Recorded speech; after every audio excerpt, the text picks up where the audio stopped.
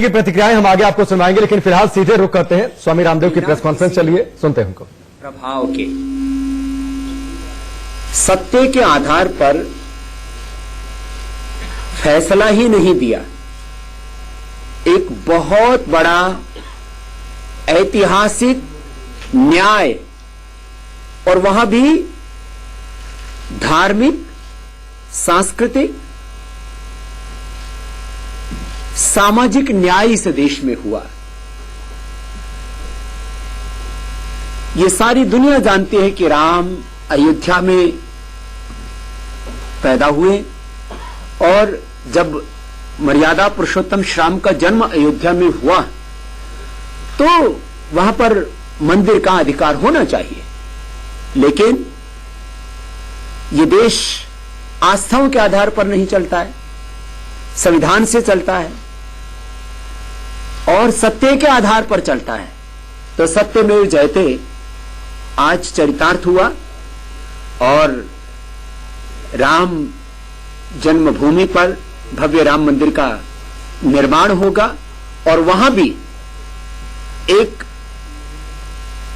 निष्पक्ष संस्था के द्वारा और मुस्लिम पक्ष का भी सम्मान रखते हुए उनके लिए भी मस्जिद के लिए जगह दी गई। इससे सौहार्दपूर्ण और भाईचारा वाला कोई एक कोर्ट का आदेश, निर्णय या न्याय नहीं हो सकता था। और मुझे तो इसमें लगता है सौहार्दपूर्ण और भाईचारा वाला कोई एक कोर्ट का आदेश, निर्णय या न्याय नहीं हो सकता था। और मुझे तो इसमें लगता है कि बड़ा दिल रखते हुए हिंदू भाइयों को भी मस्जिद निर्माण के लिए सहयोग देना चाहिए। और क्योंकि राम मात्र हिंदुओं के ही नहीं, वो मुसलमानों के भी पूर्वज हैं। राम भारत के पूर्वज हैं। आज हमारे मजहब अलग होने से पूर्वज अलग नहीं हो जाते। और यह ऐतिहासिक तथ्य और सत्य है कि आज से 500,000 साल पीछे जाएंगे तो राम हम सबके पूर्वज हैं, हम ये पाएंगे। इसलिए अपने पूर्वज को सम्मान देने के नाते मुस्लिम भाइयों को भी मंदिर निर्माण में सहयोग देना चाहिए। ऐसा होने से भाईचारे की एक दुनिया में नई मिसाल पेश करने में भारत का गौरव बढ़ेगा, क्योंकि पूरी दुनिया की निगाहें इस समय हिंदुस्तान पर है। कुछ अराजक तत्व, कुछ जिनके अंदर मजहब का उन्माद भरा है, ऐसे तत्व देश की शांति, सद्भावना, देश के लोकतांत्रिक मूल्यों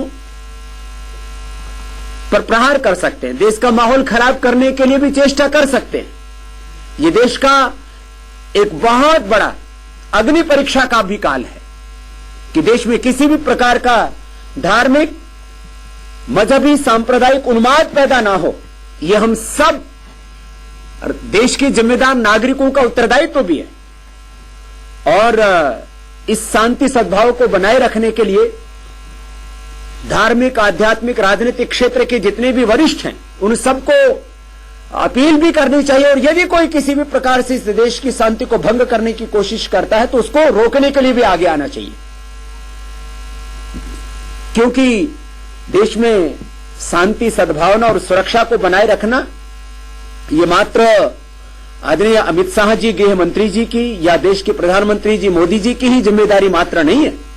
ये समाज की भी जिम्मेदारी है, ये साधु संतों की भी जिम्मेदारी है, ये मीडिया की भी जिम्मेदारी है कि हम देश का किसी भी तरह से माहौल खराब न होने दें।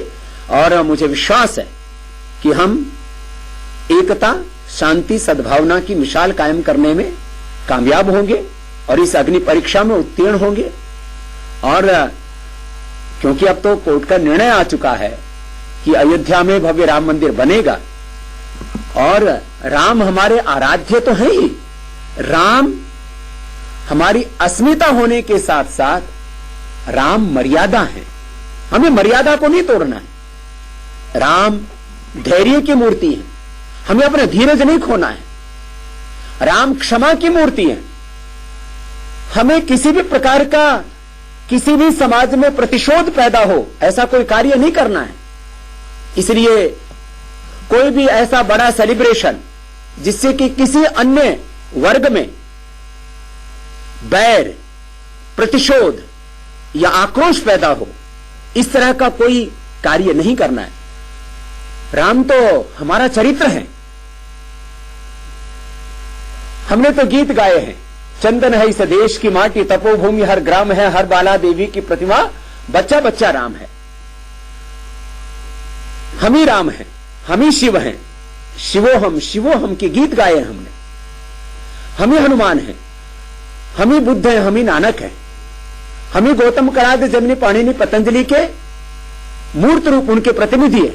इसलिए हमें उन्हीं मर्यादाओं का पालन करना है जिन मर्यादाओं में स्वयं मर्यादा पुरुषोत्तम श्री राम जिए। और राम एक है मंदिर में आस्था के केंद्र, दूसरा राम हमारे आचरण की श्रेष्ठता में है। इसलिए अब राम मंदिर के बाद में राम राज्य इस देश में कैसे कायम होगा?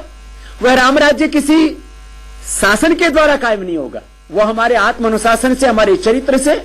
जैसे मर्यादा पुरुषोत्तम श्री राम ने जीवन भर मर्यादित आचरण करके, पुरुषार्थ करके अपने स्वधर्म का, अपने मातृधर्म का, पितृधर्म का, राष्ट्र धर्म का, अपने स्वधर्म का, मानव धर्म का पालन करके और पूरे विश्व में एक श्रेष्ठ मनुष्य का चरित्र कैसा होता है, एक मर्यादित जीवन कैसे होता है, एक दिव्य जीवन कैसा होता है, एक अनुशासित जीवन कैसा होता है, ये हमारे सामने मिसाल पेश की है।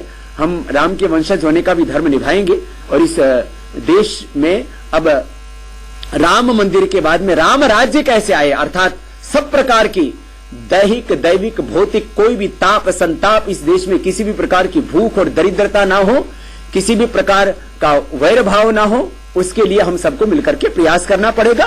और इस देश में अब किसी भी प्रकार के मजहबी उन्माद का कोई मुद्दा मुझे नहीं लगता कोई शेष रहा है।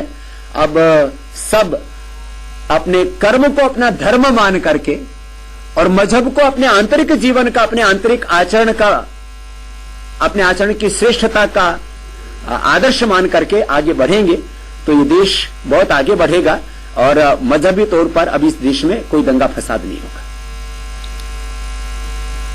जी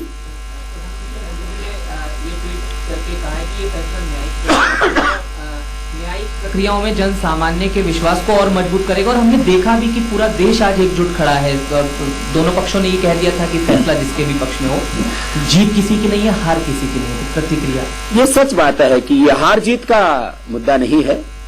और देश के हिंदू ने, देश के मुसलमानों ने, सबने एक स्वर से कहा है कि देश संविधान से चलेगा, ये देश कानून से चलेगा, ये देश सत्य के आधार पर चलेगा।